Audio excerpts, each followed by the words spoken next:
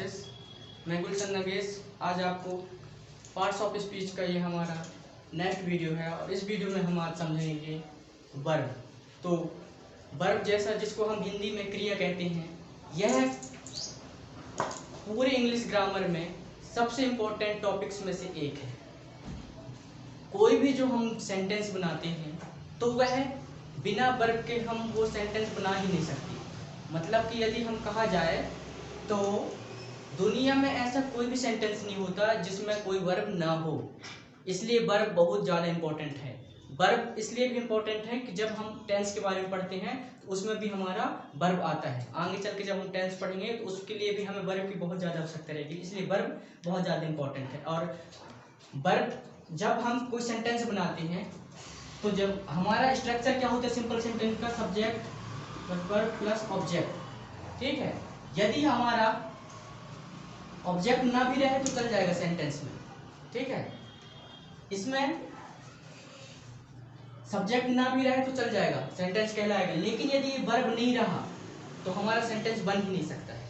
ठीक है, इसलिए बिना वर्ब के कोई सेंटेंस होती ही नहीं दुनिया में। जैसे मैं एग्जांपल दे रहा हूं, जैसे कि कोई भी प्रश्न लिख सकते हैं, जैसे कि आई एम अ स्टूडेंट। अब ये हमारा एक सेंटेंस है। अब आप इसमें कहोगे कि इसमें वर्ब कहाँ है, तो आई हमारा क्या हो गया, एक सब्जेक्ट हो गया। ठीक है, और आई स्टूडेंट हो गया हमारा ऑब्जेक्ट। तो ये एम हो गया, ये हमारा हो गया वर्ब। और वर्ब भी कौन सा, वर्ब भी हमारा ज्यादातर दो प्रकार से होता है। एक होता है हमारा हेल्पिंग वर्ब और एक होता है मेन वर्ब। ये हमारा हेल्पिंग वर्ब है, एम।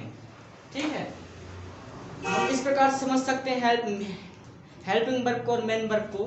जिस प्रकार से यदि हमको छोटी गाड़ी चलानी हो, जैसे बाइक चलानी हो, तो हम छोटा इंजन लगाते हैं। और यदि हमको बड़ी गाड़ी चलानी हो, मतलब ट्रक चलाना हो, कार चलाना हो, बड़ी गाड़ी चलाना है, तो हमको बड़ा इंजन लगता है। इसी प्रकार से ग्रामर का भी एक रूल होता है।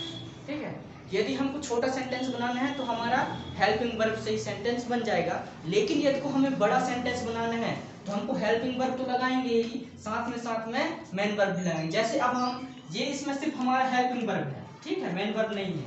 अब हम एक सेंटेंस बनाएंगे कि जैसे कि आई एम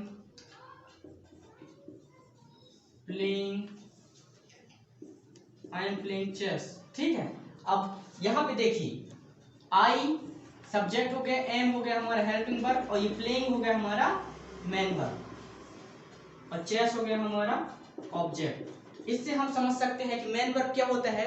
किसी भी वाक्य में, कोई भी सेंटेंस में कोई काम हो रहा होता है, या फिर हम ये इस प्रकार समझ सकते हैं कि यह किसी एक्शन को दर्शाता है। वर्ब दिखाता है किसी एक्शन को, कोई भी काम। जैसे हिंदी में हम वर्ब को कैसे समझ सकते हैं, जैसे जिस भी शब्द के पीछे ना आती है वो हमारा वर्ब कहलाती है हिंदी में क्रिया। जैसे उठना, चलना, बैठना, सोना, दौड़ना, खाना, पीना, नहाना, भागना, कूदना, आना, जाना, ये सब जिसमें ना पीछे आ रहा है, ये सब हमारे वर्ब कहलाते हैं। ठीक है, अब याद रखिए, वर्ब एक तो एक्शन दर्शाती है। एक्शन मतलब कि मूवमेंट दिखाती है। ये हम एक जगह से कुछ करते हैं तो हमारा जो मूवमेंट होता है, जैसे मैं अभी आपको पढ़ा रहा हूँ तो यह हमारे एक वर्ब है। मैं आपको टीचिंग कर रहा हूँ तो ये भी एक क्रिया है, एक काम है, तो ये भी हमारा वर्ब है। Teaching is a verb. ठीक है, आप पढ़ रहे हो, लर्न कर रहे हो, तो ये भी एक वर्ब है। आप कुछ स्टडी कर रहे हो तो वो भी वर्ब है। चलना है कोई तो वॉकिंग भी एक एक्शन है, तो एक्शन है तो वो सब हमारे वर्ब के अंतर्गत आती है। स्टैंडिंग, खड़े होना भी एक एक्शन है।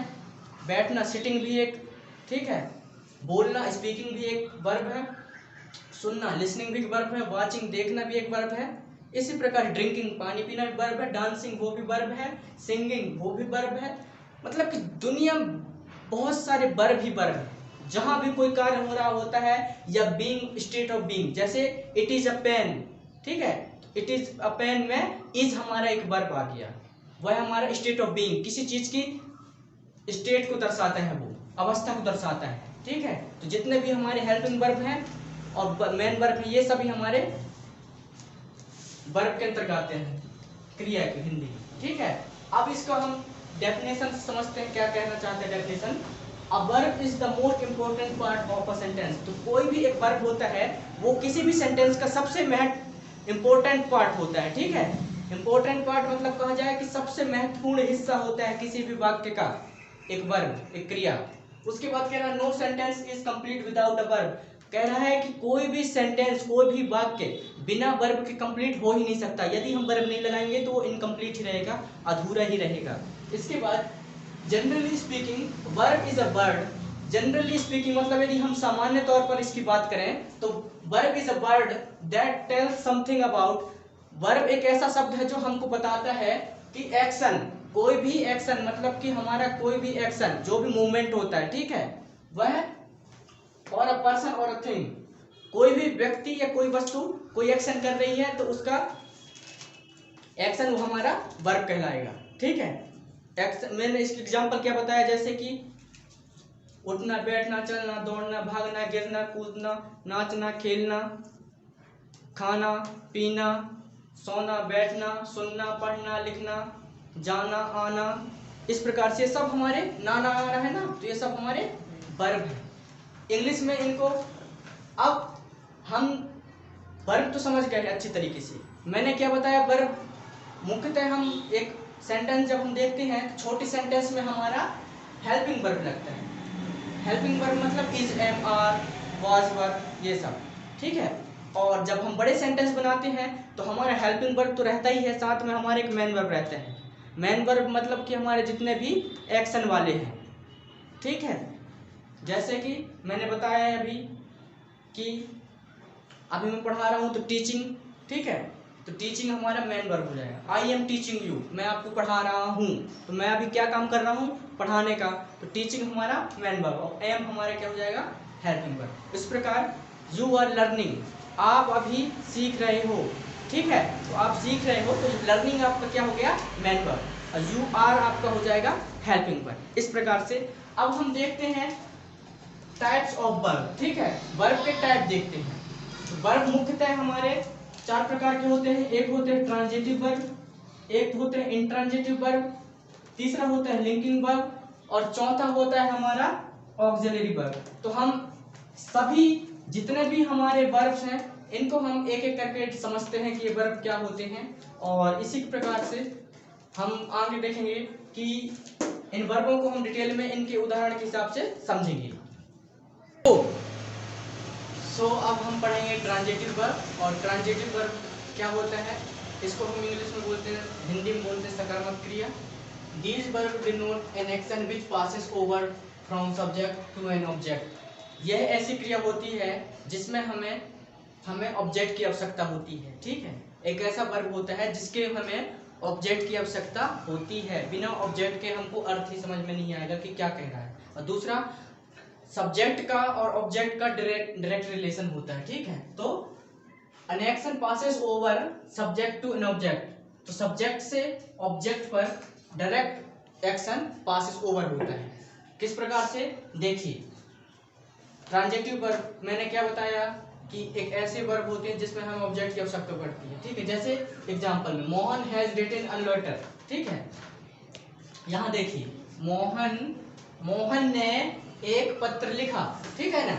अब यदि हम इसको हम सीधे कह देते, यदि इसमें हमारा ऑब्जेक्ट ना होता, मोहन हैज रिटन, अब मोहन ने लिखा, तो हमको पता ही नहीं चलता कि क्या लिखा, ठीक है। तो ये हमारा इनकम्प्लीट होता, फुल मीनिंग नहीं आता, मीनिंग हमारा पूरा नहीं आता। इसलिए यदि हमारा ऑब्जेक्ट जब अ लेटर आया है, ठीक है, तो मोहन ने लेटर लिखा, तो सब्जेक्ट से ऑब्जेक्ट पर डायरेक्ट एक्शन पासेस हो रहा है, ठीक है। तो मोहन ने एक लेटर लिखा, मोहन ने एक पत्र लिखा, तो यह हमारा, इसमें हमारा जो वर्ब है यह है रिटन, राइटिंग का है, लिखने का, ठीक है। किसका है, लिखने का, कि मोहन ने एक पत्र लिखा। तो रिटन वाले वर्ब में हमको लेटर की आवश्यकता पड़ी, एक ऑब्जेक्ट की आवश्यकता पड़ी, इसलिए ये हमारा हो गया ट्रांजिटिव वर्ब। एक और एग्जांपल समझते हैं, जैसे आई लाइक मैंगोज, मुझे आम पसंद हैं, ठीक है। अब मैं यदि लाइक ये हमारा क्या है, एक वर्ब है। अब यहाँ पे मैं बोल देता कि आई लाइक, बस बोल देता। अब आई लाइक क्या है ना, तो यहाँ पे हमको बताना जरूरत है कि आई लाइक मैंगोज। तो यह सेंटेंस में हमारा ट्रांजिटिव वर्ब का एग्जांपल है। इसके बाद आई एम टीचिंग इंग्लिश, अब मैं आपको इंग्लिश पढ़ा रहा हूँ। यदि मैं बोलता कि मैं पढ़ा रहा हूँ, अब मैं क्या पढ़ा रहा हूँ, तो ये हमारा मीनिंग अधूरा रहता है, इनकम्प्लीट मीनिंग रहता है। इसलिए जब तक मैंने इंग्लिश नहीं लगाया तब हमारा जाके मीनिंग कंप्लीट आया। इस प्रकार से ये हमारा ट्रांजिटिव वर्ब है, जिसमें हमको टीचिंग मतलब पढ़ाना और लाइक मतलब पसंद करना, ठीक है, और रिटन मतलब लिखना, ये हमारे वर्ब्स हैं। इसके बाद हम दूसरा देखते हैं इंट्रांजिटिव वर्ब। इंट्रांजिटिव वर्ब, इसको अकर्मक क्रिया कहते हैं, और इसकी इस वर्ब में एक्चुअली होता क्या है कि these verb do not have their objects. In verb में ऑब्जेक्ट ना रहे तब भी यह कंप्लीट मीनिंग देता है, ठीक है। इनमें हमारा ऑब्जेक्ट ना भी रहे इन वर्ब्स में तब भी ये कंप्लीट मीनिंग देता है। जैसे कि द बर्ड्स आर फ्लाइंग, अब चिड़िया उड़ रही हैं। ये फ्लाइंग मतलब, द बर्ड्स आर फ्लाइंग मतलब कि चिड़िया उड़ रही हैं। अब वो कहाँ उड़ रही हैं, कैसे उड़ रही हैं, ये ऑब्जेक्ट उसका दिया नहीं है, उसके बाद भी हमको मीनिंग पता चल रहा है, उसको हम समझ में आ रहा है कि द बर्ड्स आर फ्लाइंग, ठीक है। उसके बाद नेक्स्ट देखिए ये वाला, ठीक है, द बेल रंग। अब जो घंटी बजी, अब कहाँ बजी, कैसे बजी, ये हमको नहीं पता, ऑब्जेक्ट नहीं पता, फिर भी मैं हमको अर्थ समझ में आ रहा है कि द बेल रंग मतलब घंटी बज गई, इस प्रकार से। तो इस प्रकार के वाक्य जिनमें हमको ऐसे वर्ब रहते हैं जिनमें हमको ऑब्जेक्ट की आवश्यकता नहीं पड़ती है, उसके बावजूद भी हमको पूरा मीनिंग समझ में आता है, वह हमारा इंट्रांजिटिव वर्ब कहलाता है। और ट्रांजिटिव वर्ब में क्या होता है कि सब्जेक्ट का ऑब्जेक्ट पर डायरेक्ट एक्शन पासिस होता है, ठीक है। यह हमारा ट्रांजिटिव वर्ब था और यह हमारा इंट्रांजिटिव वर्ब था। अब नेक्स्ट हम समझेंगे कि एक्शन। अब हम लिंकिंग वर्ब के बारे में सीखेंगे कि लिंकिंग वर्ब होता क्या है। These verbs are also called the verb of incomplete predication। इसका मतलब यह हुआ कि एक ऐसे वर्ब हैं जो इनकम्प्लीट प्रेडिकेशन के होते हैं, मतलब कि विशेषण के, एक अधूरे विशेषण के। Sometimes many intransitive verbs require a word to make a sense। कभी कभी ऐसा होता है कि जो इंट्रांजिटिव वर्ब होते हैं उनको भी कुछ ऐसे शब्दों की जरूरत होती है पूरे मीनिंग देने के लिए, और meaning verb of this type are called linking verb. और इस प्रकार के जो वर्ब होते हैं उनको हम लिंकिंग वर्ब कहते हैं। हमने अभी क्या देखा कि कुछ वर्ब ऐसे होते हैं इंट्रांजिटिव वर्ब जिनमें ऑब्जेक्ट की आवश्यकता नहीं पड़ती, पर उन्हीं में से कुछ वर्ब ऐसे होते हैं जिनमें हमको ऑब्जेक्ट की आवश्यकता पड़ती है, तो वे सभी हमारे कहलाते हैं लिंकिंग वर्ब। मतलब लिंकिंग मतलब होता है जोड़ना, लिंक मतलब कि जोड़ना, एक दूसरे से जोड़ना, ठीक है। तो इसके एग्जाम्पल हम समझते हैं, जैसे रोजेस स्मेल स्वीट, ठीक है। अब रोजेस हमारा क्या कह रहा है कि गुलाब एकदम मीठा महकता है, सुगंधित महकता है, ठीक है। तो रोजेस स्मेल हम सीधे बोल देते कि गुलाब महकता है, तो थोड़ा सा अधूरा मीनिंग आ रहा था, है ना, इसलिए हमको पूरा बताना पड़ेगा कि कैसा महकता है। तो स्वीट, रोजेस स्मेल स्वीट, उस प्रकार से। अब द अर्थ इज राउंड, हमारी पृथ्वी कैसी है, गोल है। यदि हम सीधे बोल देते द अर्थ इज, अब पृथ्वी है, अब कैसी है वो बताने के लिए हमको राउंड की आवश्यकता पड़ी, जिस प्रकार इसमें बताने के लिए स्वीट की आवश्यकता पड़ी थी। तो इस प्रकार का जो हमारी स्मेल हमारा जो वो है वर्ब है, और इसमें इस जो वर्ब है, ये सब हमारे लिंकिंग वर्ब के एग्जाम्पल हैं। लिंकिंग वर्ब मतलब कि एक दूसरे को जोड़ता है, ठीक है। इसके बाद नेक्स्ट में हम आते हैं ऑक्सिलरी वर्ब। ऑक्सिलरी वर्ब में क्या होता है, यह जितने भी हेल्पिंग वर्ब आते हैं ये सभी हमारे ऑक्सिलरी वर्ब के अंतर्गत आते हैं। जितने भी हमारे मॉडल वर्ब आते हैं ये सभी ऑक्सिलरी वर्ब के एग्जांपल हैं। और ऑक्सिलरी वर्ब को आप इतना समझिए कि स्पोकन इंग्लिश में इसका बहुत ज़्यादा महत्वपूर्ण है। हम जितना भी ज़्यादा स्पोकन इंग्लिश पढ़ते हैं सबसे ज़्यादा हमको ऑक्सिलरी वर्ब और मॉडल वर्ब पे हमारा कमांड होना चाहिए, तब हम जाके ऑक्सिलरी वर्ब बहुत ज़्यादा इंपॉर्टेंट है, उसको समझते हैं कि होता क्या, ठीक है। Auxiliary verb is also called helping verb. जैसा मैंने पहले बताया है कि ऑक्सिलरी वर्ब को हम हेल्पिंग वर्ब भी कहते हैं, जो ज़्यादातर छोटे सेंटेंस में यूज होते हैं। जैसे इसके एग्जांपल क्या हो गया, दो प्रकार के होते हैं ये वर्ब, एक होता है प्राइमरी हेल्पिंग वर्ब और दूसरा है मॉडल्स, ठीक है।